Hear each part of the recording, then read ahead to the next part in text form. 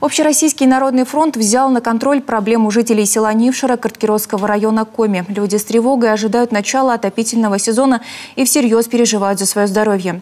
Сажа от местной котельной пачкает соседние жилые дома, школы и земельные участки. Подробности у Алексея Корчмы. Проблема людей из небольшого карткиросского села впервые озвучивается на федеральном уровне. В стриме Народного фронта Анна Ларукова жалуется на местных энергетиков. Каждой зимой сажа от соседней котельной густо засыпает всю округу. Вот это моя квартира. Находится рядом с котельной АО КТК. Также рядом школа. Постоянно каждую зиму котельная топится углем.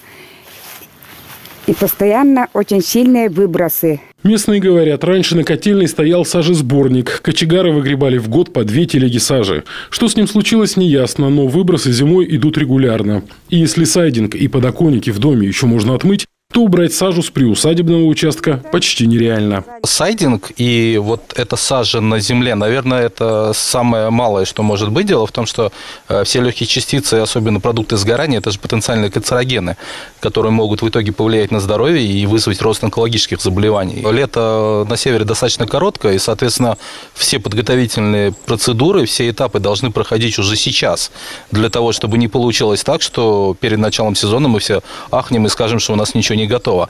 Поэтому я надеюсь, что в ближайшее время, это буквально месяц, наверное, для того, чтобы собственник этой котельной подготовил все для закупки и перед началом сезона установил все.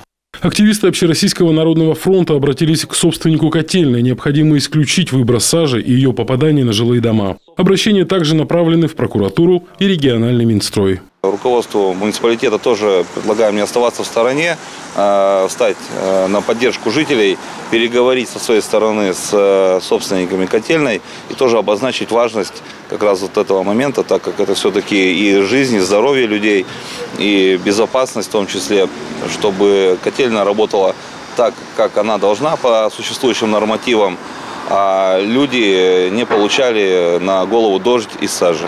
Энергетики ситуацию пояснили. Котельная в Нившере в феврале 2022 года была переведена на брикеты. Это позволило снизить негативное воздействие на окружающую среду. Дымовая труба достаточной высоты. Установлен искрогаситель-сажеудалитель. Он удерживает 98% всех выбросов. Согласно замерам экологов компании, нормативы по выбросам не превышены. Дом стоит за чертой санитарной защитной зоны котельной. Расширить эту зону АО КТК не может, поскольку дальше начинаются частные участки жителей села Нившера. Документы, подтверждающие законность расположения котельной и санитарной защитной зоны коммунального объекта, уже были направлены в суд и другие надзорные органы. В этом деле суд встал на защиту Коми тепловой компании и подтвердил законность расположения котельной и отсутствие превышения нормы выбросов в окружающую среду. Впрочем, жители Нившеры намерены и дальше отстаивать свою позицию, заручившись поддержкой Общероссийского народного фронта. Алексей Корчмы, Артем Соколов, телеканал Юрган.